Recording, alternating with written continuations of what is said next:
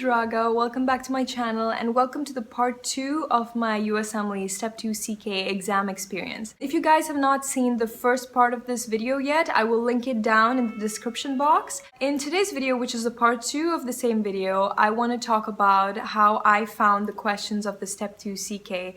When I was done with the exam, overall with all the 8 blocks, I had missed or I was not able to do about 3 questions overall. And I was really upset about that, guys. I was so upset, and I kept thinking about it. I know you guys might be thinking it's just 3 questions in 8 blocks, but the thing is, I did not know if those 3 questions were probably questions that I was definitely sure of and that I knew or were super easy. And sometimes maybe a few questions that you could have gotten correct might even change your grade in a big way, make a big difference in what type of a grade that you get. So I was really upset about that, but it was just that in the beginning with the blocks, when I started the blocks, I was able to keep my time, and I in fact had several minutes left to spare. But as I was getting through the blocks and I was coming to the last few blocks of my exam, I started noticing that I was not able to keep the time as well as I was in the beginning, simply because I was getting exhausted, I was getting tired, my mind was shutting down, I was not able to think on my feet as well as I was in the beginning of the exam.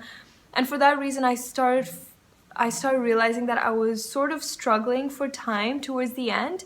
And this was sort of different with my step 1 experience, and I will talk about that in that video. So with regards to the type of questions in the exam, I'm obviously not going to talk about what questions came in the exam because obviously that's not allowed. But the type of, I can probably categorize the questions into the very easy questions, which are so easy that you will read the question and you'll be like, is this a joke? And then you have the medium difficulty, which is difficult in a way that you have to think for the answer. The answer does not immediately come to you, but it probably makes you think, but eventually you might most likely get the answer correct. Then you have the difficult questions, which are so difficult, you know, you might spend so much of time thinking, and they're real head scratchers. So yeah, those are the really difficult questions. And then you have another set of questions, which are the WTH questions. You don't even know if that question is related to medicine. It's so weird. So you have all these kind of questions.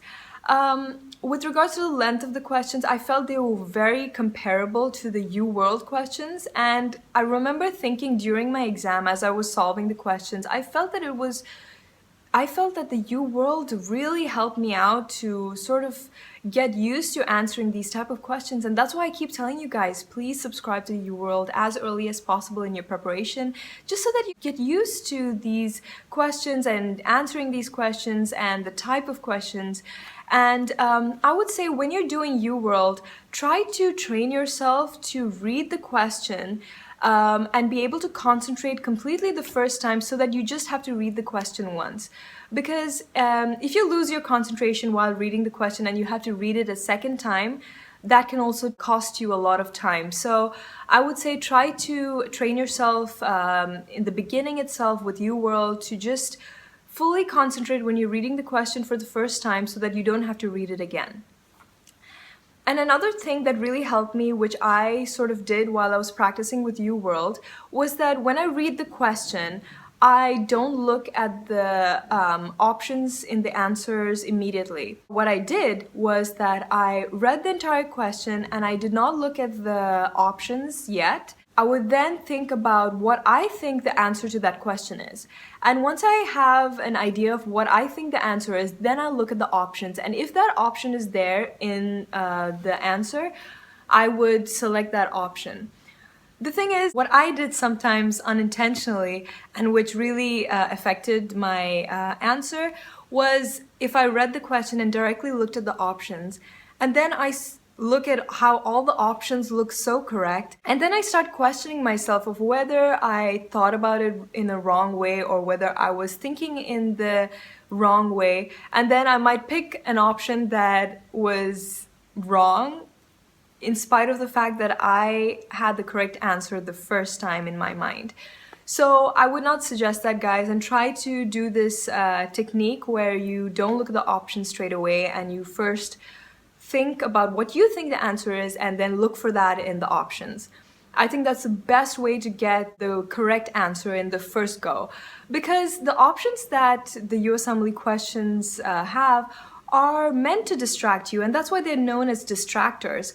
So they're not these bogus options that can definitely not be correct. They are options that make you think and make you wonder whether that's the right answer, because if you try to think of the question in a different way, you definitely feel that that answer is a possibility. It's understandable because they're just trying to maintain the quality and the difficulty level of these exams, and therefore be careful of these distractors. And the way that you can avoid getting distracted by these distractors is by just waiting to look at the options once you have decided what you think the answer is.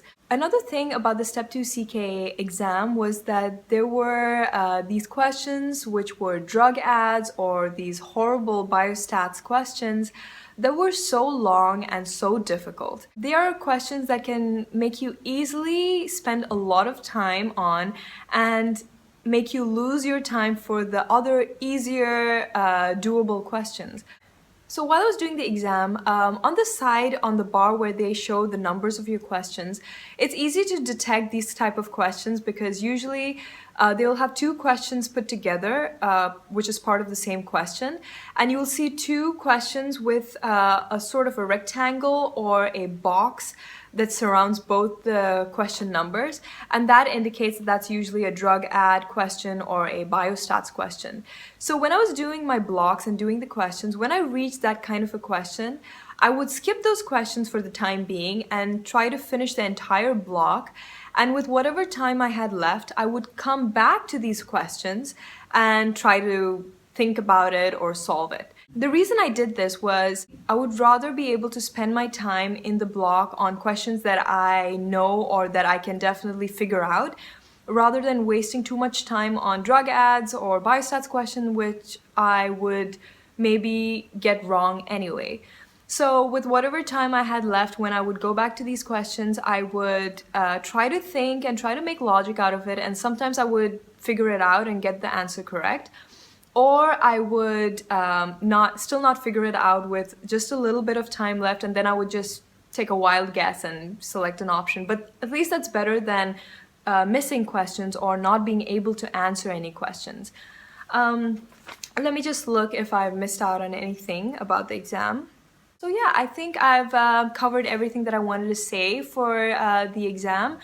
Another thing that I want to mention about you preparing to go for the exam, which I was probably supposed to mention in my previous video, but I'll mention it here, is about what kind of medication you take before the exam. I know many people who might like to take beta blockers like propranolol before the exam just to sort of calm your nerves.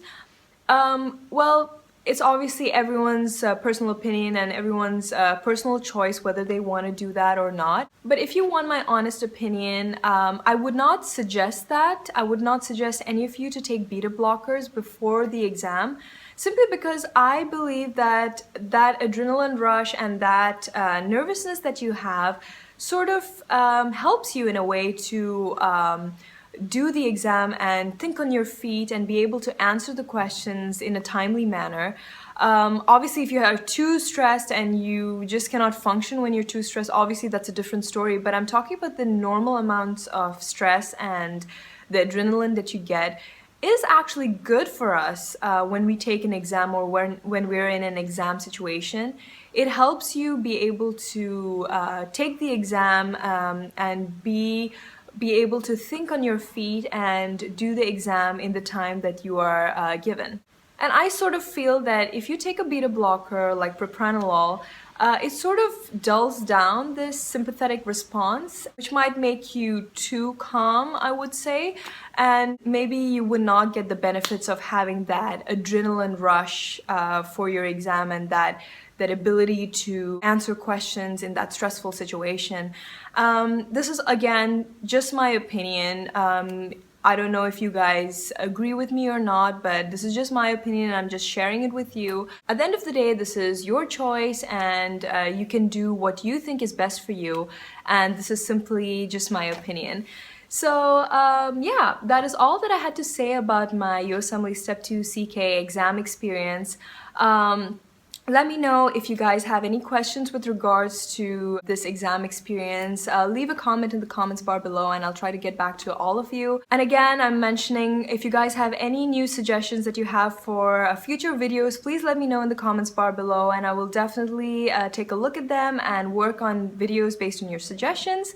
And until I see you guys in my next video, bye!